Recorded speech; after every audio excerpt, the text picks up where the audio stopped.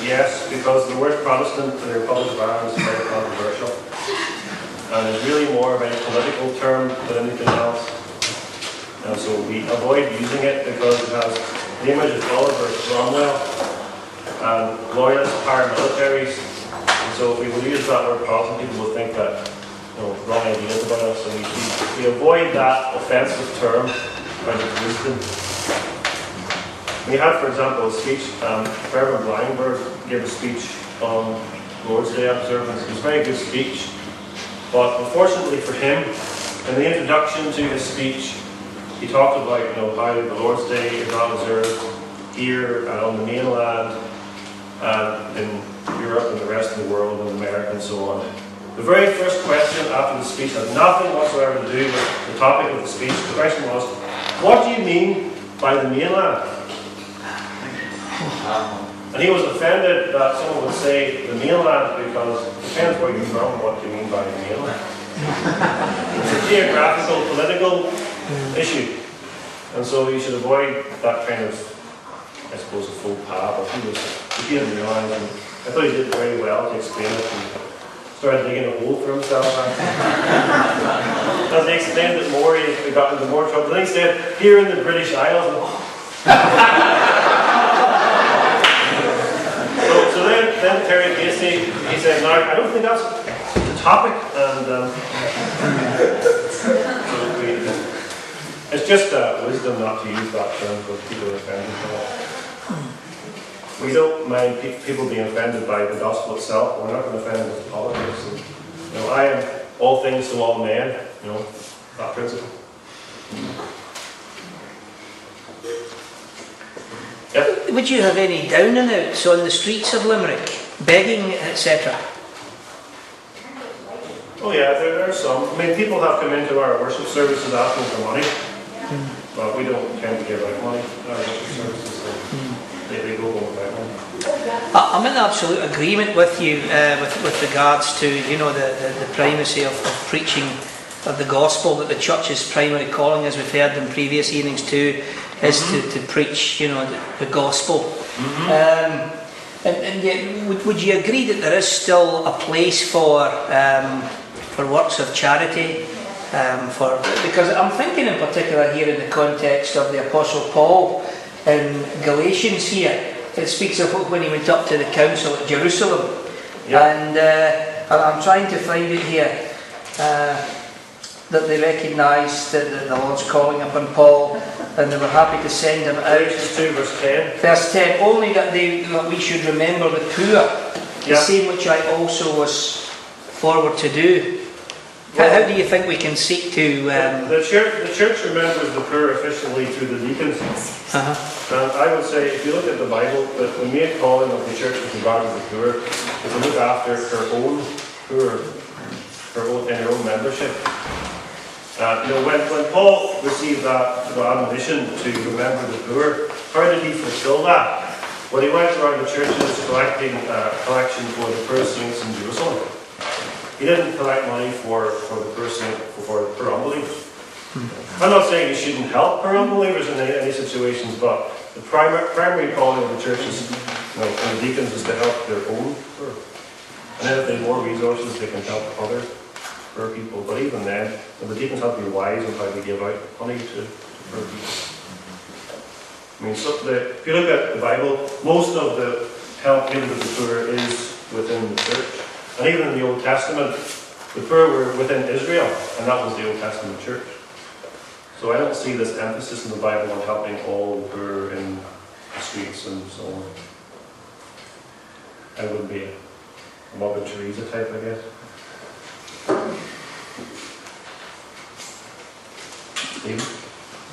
In visits to Limerick, to the fellowship down there, I noticed a lot of different tongue and different dialects and languages in the streets from the younger people. And I thought to myself, that could be coming from the university, the different nationalities that attend it. And you mentioned earlier about pamphlets for use and getting the word out around Limerick.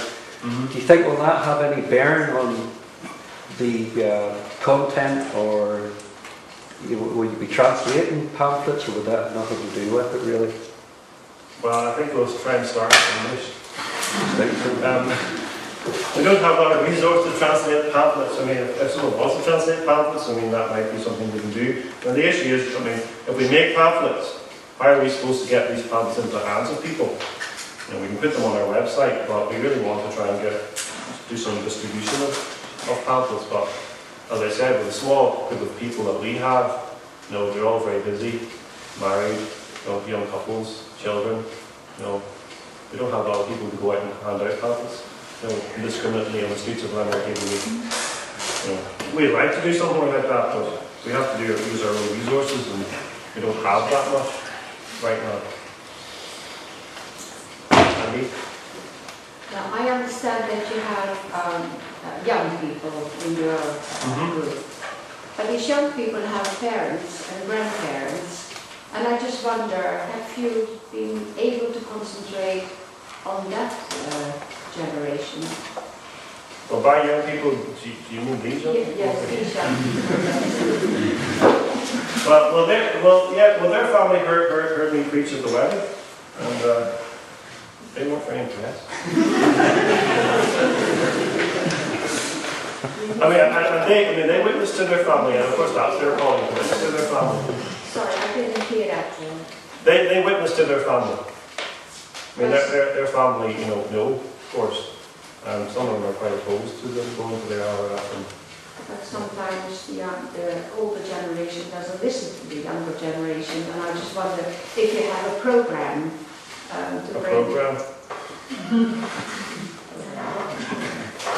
No, we don't have a program. We just preach, and we invite people to come to hear the preaching. I've met their parents, and you know, they're quite nice people, but you know, they're not interested in coming to hear the preaching of the gospel.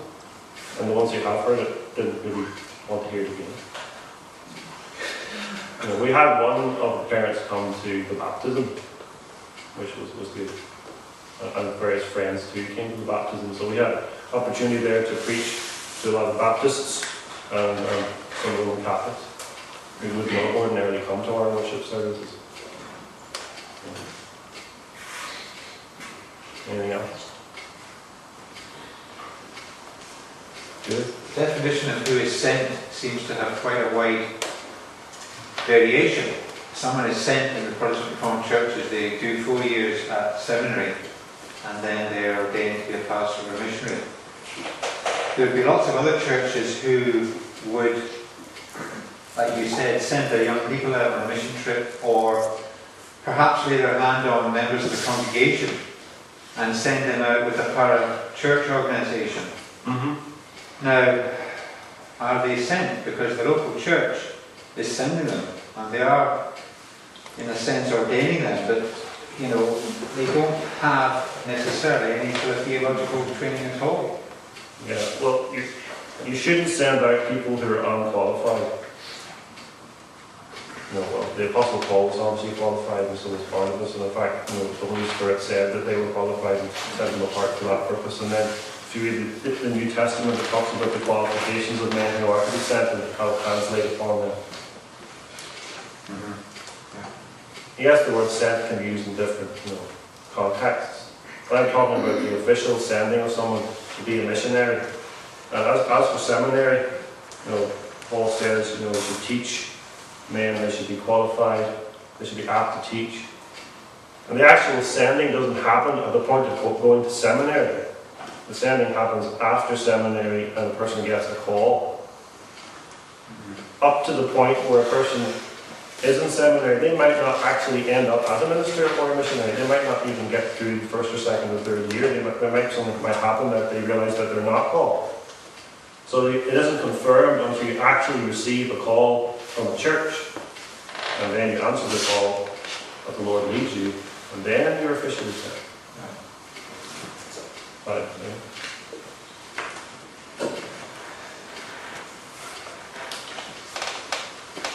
Anything else? No? Anything? If not, Ronald? Just in connection with the whole ministry to the poor, What would you say about the idea that you can't preach to a hungry person unless they're no longer hungry? I wouldn't agree with that. You can. You do both. They're all possible. You shouldn't feed them in doctors, you know. That's what most of these mission trips do. They bring them food and they make them an orphanage and then they go home and they haven't preached at all.